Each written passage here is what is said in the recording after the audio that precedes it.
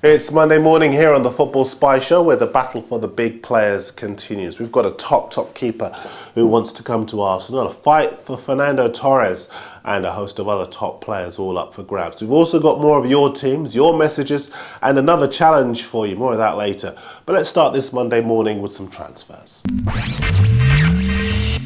And there's only one story in town today because the Manchester City boss Roberto Mancini has made a move for the Liverpool striker Fernando Torres. All the papers are reporting today that Mancini is willing to shatter the British transfer record with a £60 million bid for the Spanish striker, who by all accounts is extremely unhappy at Liverpool. You may have seen over the weekend comments from the Reds boss Roy Hodgson revealing that he's having a very hard time persuading Torres to commit his future to the club, as Steven Gerrard has done.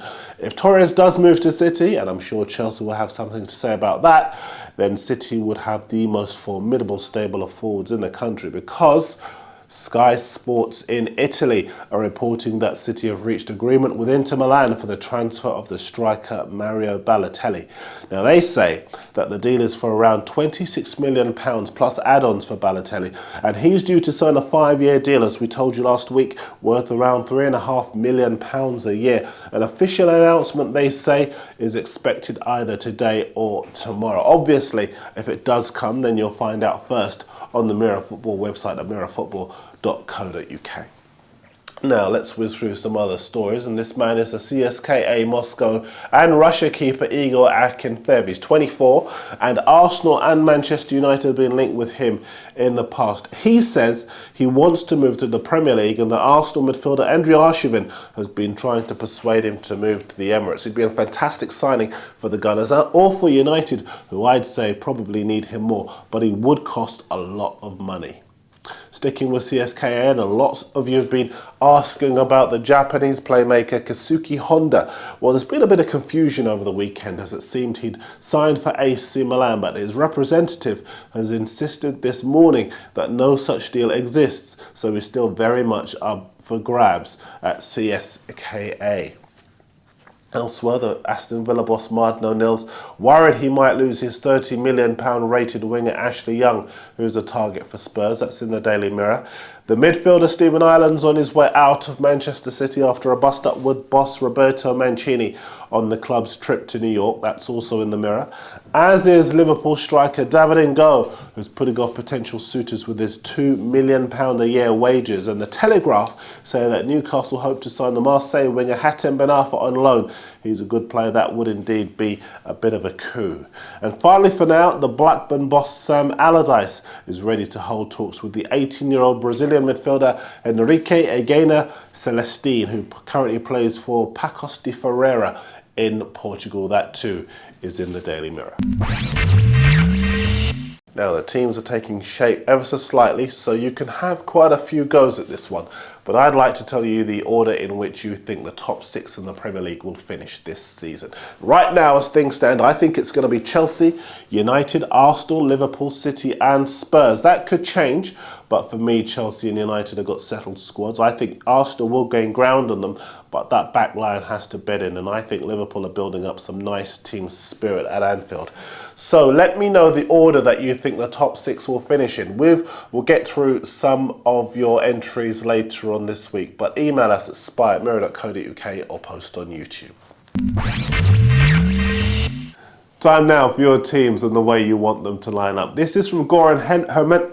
I get his name right. It's from Goran Hermansson in Sweden. It's his Liverpool 11, and it's very solid indeed. It's also very ambitious. He's got 3 at the back with the Werder Bremen defender Per Mertesacker in there. He's also got the Inter Milan midfielder Esteban Cambioso alongside City's Vincent Kompany just in front of that back 3, with the idea being that one of them can drop back for a 4-1-4-1 formation.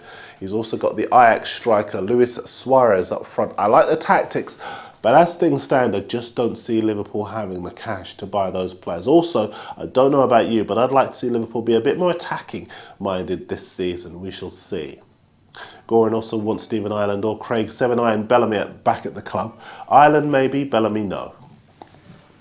This is Fredrik Bjorn Arneson's Arsenal team. I like the fact that lots of you are explaining your reasoning as you're sending them in. Fredrik wants Arsenal to cash in on Clichy and Blood Gibbs. Doesn't say what he'd do if Gibbs gets injured though at left back.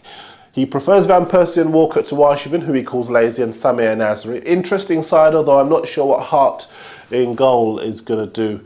And Everton say that they're not going to let Phil Jagielka go without a fight. Gold Godzilla's Sunderland team line up in a 4-4-2 formation. They look very solid. He's got Figueroa at left back. Liverpool want him though, so that might be a bit ambitious. The powerful Paraguay international midfielder Christian Riveros is very creative. He signed a 3-year deal for the club back in May. And up front, Gold Godzilla's not excited by the possible arrival of Danny Welbeck from Manchester United on loan, so he's going to stick with Darren Bent and Kenwyne Jones. Good side. Now, with so many players to choose from, I'm surprised I haven't had more Man City sides from you. Here's one from Love Addict, and it's very strong indeed, as you'd expect, but it's also very curious. I'm sure it's a typing error, but it's got Kolarov and Boateng in the opposite fullback positions to the ones they normally play. Carlo Torres alongside David Luiz in the centre of defence, and although the club has spent £24 million on the Barcelona midfielder Yaya Toure, he doesn't get into Love Addict's back four. He sticks with Barry and Silva. He's probably never played defensive midfield in his life. Balotelli's up front with a glittering support cast, but I think that City back six need a bit of work.